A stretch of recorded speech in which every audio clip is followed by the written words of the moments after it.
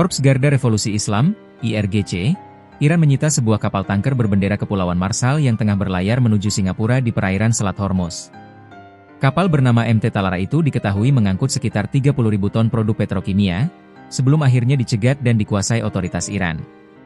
Dalam keterangan resmi yang dirilis media pemerintah Iran, Angkatan Laut IRGC menjelaskan bahwa penyitaan dilakukan setelah unit tanggap cepat mereka melacak pergerakan kapal tersebut sejak pagi hari.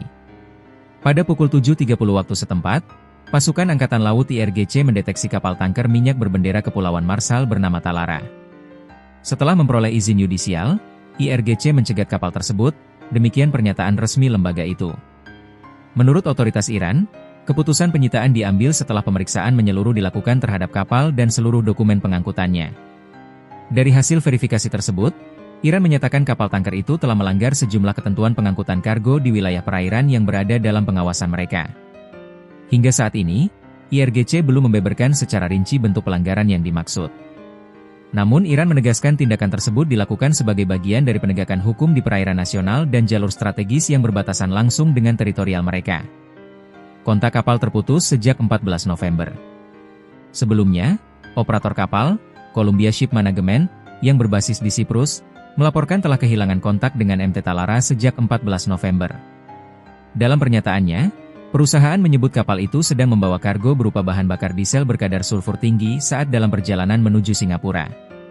Kami bekerja sama erat dengan Dinas Keamanan Maritim Regional dan pemilik kapal untuk memulihkan komunikasi. Keselamatan awak dan kapal menjadi prioritas kami, tulis Columbia Ship Management. Hingga berita ini diturunkan, belum ada laporan resmi mengenai kondisi awak kapal atau kemungkinan adanya perlawanan ketika IRGC menghentikan laju tanker tersebut. Selat Hormuz, jalur energi paling vital di dunia.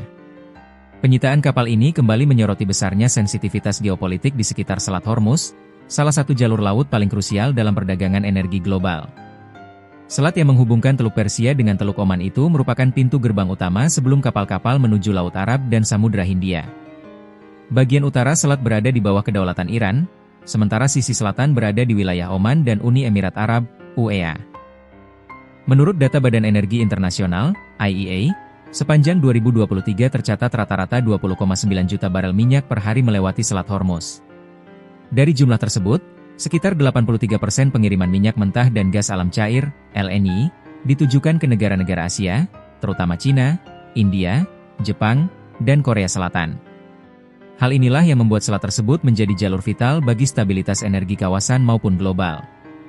Iran sendiri beberapa kali menyampaikan bahwa mereka berhak mengambil tindakan terhadap kapal-kapal yang dianggap melanggar ketentuan perairan atau terlibat aktivitas yang merugikan negara tersebut. Dalam sejumlah kesempatan, Teheran bahkan pernah mengancam akan memblokir selat jika menghadapi tekanan internasional terkait sanksi ekonomi. Ketegangan lama di Selat Hormuz. Penyitaan kapal tanker oleh Iran bukanlah kejadian pertama. Dalam beberapa tahun terakhir, kawasan Selat Hormuz beberapa kali menjadi epicentrum ketegangan antara Iran dan berbagai negara, termasuk Amerika Serikat. Pada 2019, misalnya, Iran pernah menyita kapal tanker berbendera Inggris dengan alasan pelanggaran keselamatan pelayaran. Insiden tersebut memicu ketegangan diplomatik dan meningkatkan kehadiran militer asing di kawasan Teluk. Beberapa analis mencatat bahwa tindakan penyitaan kapal oleh IRGC kerap terjadi saat Iran menghadapi tekanan geopolitik atau ekonomi dari luar negeri. Meski demikian, dalam sejumlah kasus Iran berdalih bahwa tindakan tersebut murni dilakukan berdasarkan pelanggaran hukum maritim. Dalam konteks penyitaan MT Talara, Iran mengaitkannya dengan pelanggaran ketentuan pengangkutan kargo, bukan sebagai bagian dari eskalasi politik. Respons global masih menunggu. Hingga saat ini, pemerintah negara-negara yang berkepentingan dengan stabilitas Selat Hormuz belum mengeluarkan pernyataan resmi terkait insiden terbaru ini. Singapura, yang menjadi tujuan akhir kapal tersebut, juga belum memberikan respons terbuka.